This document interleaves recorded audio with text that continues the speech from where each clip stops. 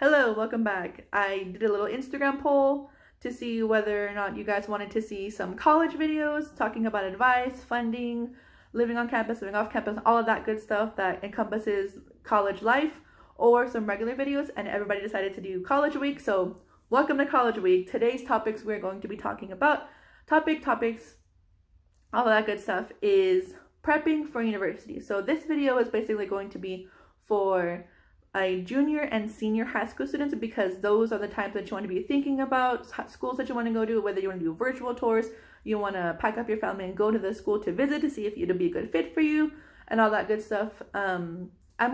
This video is for everybody, whether you're a non-traditional student, meaning that you are not of like typical college age, but a lot of universities and colleges are trying to not use that term anymore because there is no typical college student. Some people are, single mothers, some people are vets, some people are just 40 or 50 that want to go back to finish their degree. This video is for everybody, but mostly the advice will be targeted towards freshmen and senior high school students. However, if you happen to watch and listen, hopefully this will help you, whether you're a transfer or not, to determine what university you want to go to, what costs, convenience, whether you'll get scholarships or not, and all that good stuff. So the first thing that I want to talk about is standardized testing.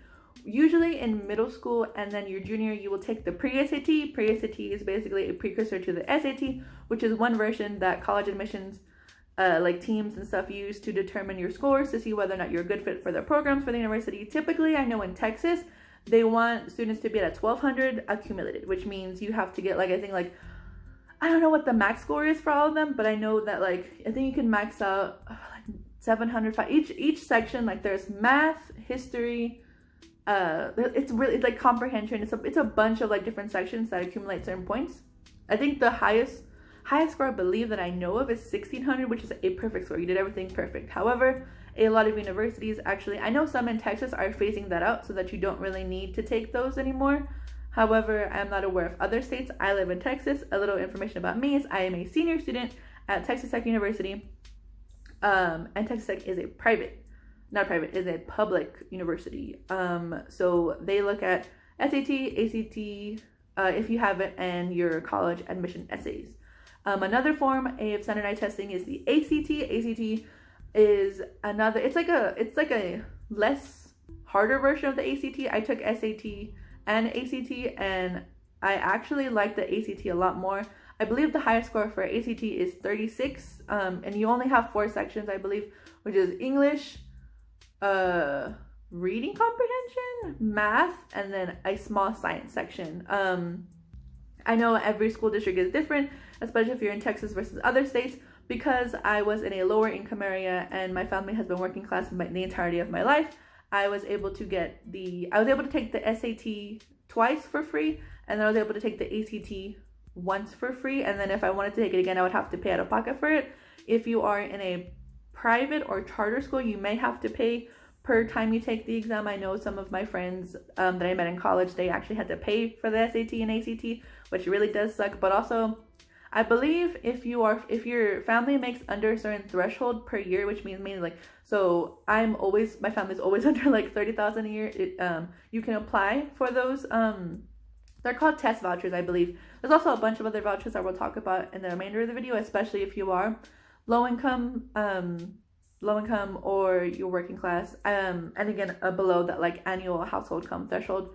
It's really complicated and it's really difficult to think about, but because people who are at a disadvantage, they are able to get some things for free. So I got those for free. You don't really have, okay, so here's what I'll say. You shouldn't study for them if you don't have to pay for them, because you can take the SAT twice. However, if you're someone who strives for perfection, you are a hardcore test taker, you really want the universities to know you are the best that you want to be, regardless of whether or not you have to pay for it or not.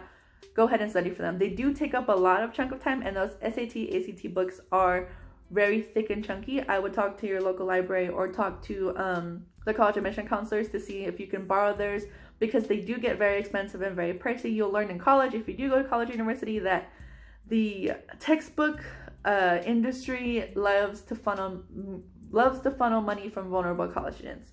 Moving on, I wanted to talk a little bit about whether or not you should go to out-of-state school, whether or not you want to go to college at all, whether or not you want to just go to community college for your first whatever. And these are the things you should be thinking about as a junior, because senior year is going to be very hectic, very busy. I had NHS, I was doing a lot of homecoming stuff, I was working also like full-time practically. It was a very hectic and busy time, and I highly recommend you take the time to look at schools, do a virtual tour if you can. Look at the cost of tuition. Texas Tech cost of tuition is $25,000 a year.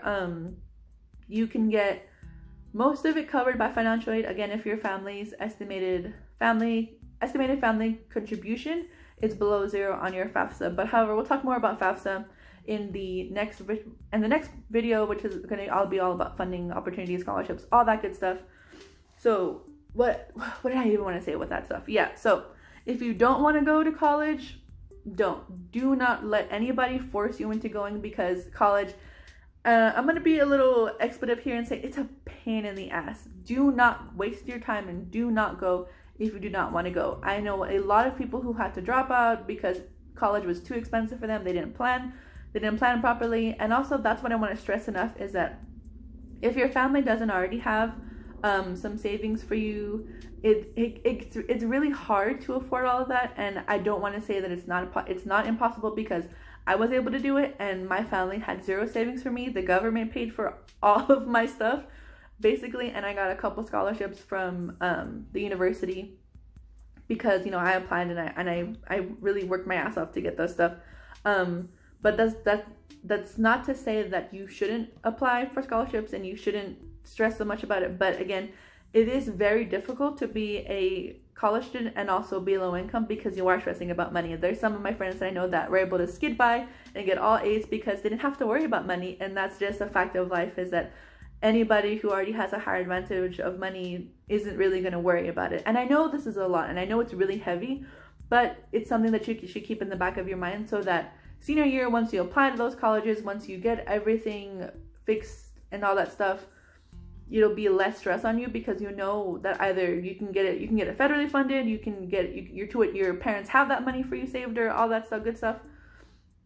And so let's talk about applications. Typically in Texas uses applytexas.com to apply to all the public universities. I believe you can also apply to private, but I did, I think 6 public and then 1 private, because I think one of the universities that I applied to, TCU, I forgot what TCU stands for, but they are a private university and I didn't have to pay for them.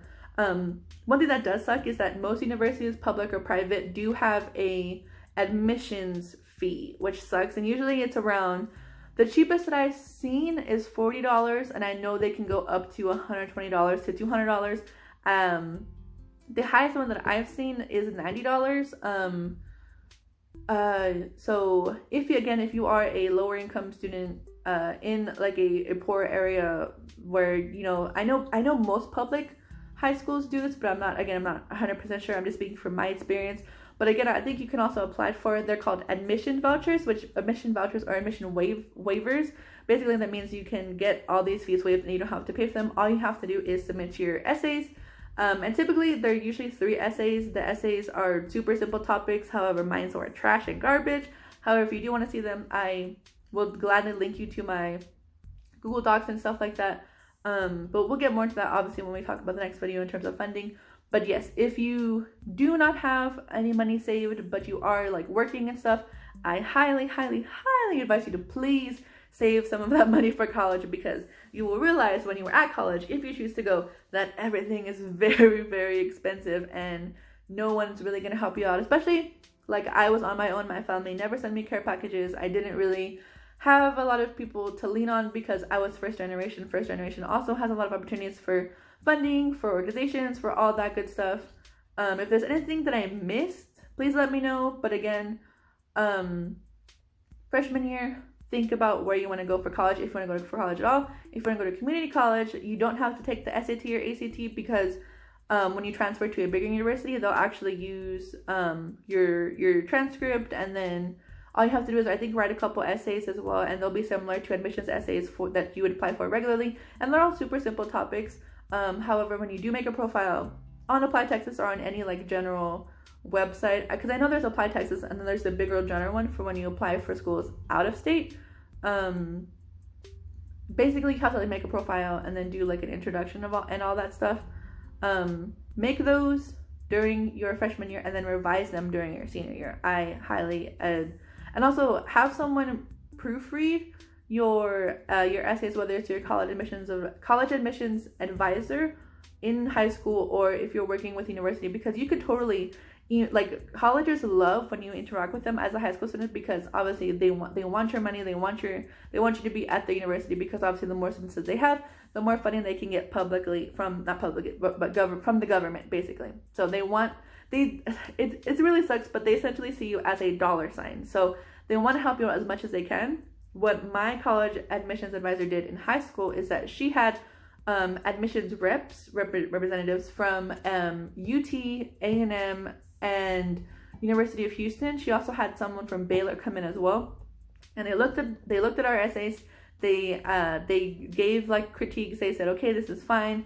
Most of them said as well, again, if you're in the top 10%, how it works in Texas is that if you're in the top 10% of your like high school ranking system, which means that you are ranked number 1 to 10, meaning that you had a fairly high GPA. Mine was a 3.6, so I believe I was at like 5. I don't know if it was a 3.6 or 3.8, but I was around like the 6th or 7th spot, which means I got automatic admission to any public university that I applied to. I got applied to 7 or 8 universities, and I got into all of them. But again, don't be like me. Work hard on your essays, work hard on your ACT and ACTs if possible, so that you don't have to worry whether or not you're going to get in. You know that you probably get in. I didn't have to worry about any of that. I got into all of my universities, but again, every college student, every person who wants to go is a unique case in itself.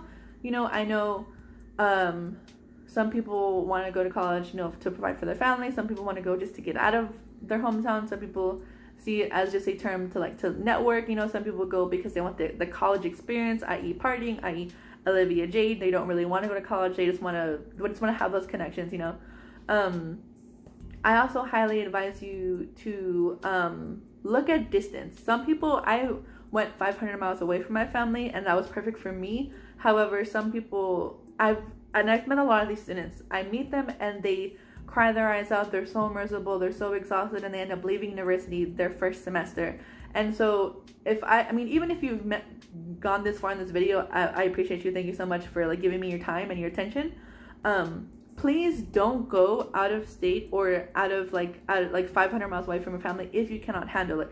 If you know you're close to your family and you know that you really can't get through college, or you can't imagine being that far away from them, it's going to be very hard on you, and it's going to be a pain in the ass, if I may be very frank. And I recommend that if you want the experience and you know that you'll be okay with a little bit of therapy and all that stuff like that, go for it. Please. It'll make you grow in ways that you've never expected. I would have not been the same person had I not left my town for university, had I not left my family to come here. I would have been a completely different person. I don't know who I would have been. But again, these are life-changing experiences, and it's a lot of money and a lot of time that you would be wasting if you choose to go to university and then you don't have the best experience, or you don't fully enjoy it. I'm saying, you know what I mean, but I'm saying as though if you were to experience this, it would not be worth your time and it would not be worth your effort, because a lot of people that I know personally, a lot of people that I knew in high school worked their asses off to get to where they want to be, and they are successful and they are happy and they are loving their life now, and I am so happy for them, even if I don't talk to them anymore. And even with myself, I am so proud of myself to be able to do this far. But yes, I highly advise you, think about where you want to go.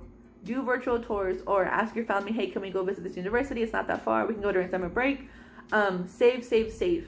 If your family does not have any money saved for you, because sometimes if you are not within the threshold for your FAFSA, meaning that your family makes $120,000 a year, you will not have any government funding, which means you have to look for loans or other options. And I know a lot of people don't want to take out loans. However, it's not the end of the world. A lot of people have student debt. Debt should be normalized. It's not a bad thing. But again, if you can avoid it, and also go where the money is. I know this is a little blasé, but again, colleges care about you to a certain extent, but once you're not a freshman, it's out the window. You're just a dollar sign. You're just another little, you know, tick on the mark of the university. And I hate to say that, but that's how they see you. And I'll share a lot more of my personal experiences, like maybe towards the end of college week, because it's not the same for everybody. It's not. I have some friends who skidded by because they were able to get everything paid for. They didn't have to worry about it. Meanwhile, I'm crying, having a panic attack, wanting to quit university because I couldn't afford it, and I barely was able to because, again, I was kind of a dumbass with financial aid and stuff like that, because it wasn't at the forefront of my mind because I was so worried about getting kicked out of university. But again, I hope you take with this and run with it, and I hope it was helpful in any form of way or on all of that good stuff. I know this was really long. I wanted to make it 10 minutes, but again, I went on a tangent. There was things that popped up in my head that I felt that I should say to everybody. Again, if you have any questions about prep for university, leave them down below and I will do my best to answer. I will provide links and I will provide all that good stuff for this. So thank you for watching, and I'll see you in the next video.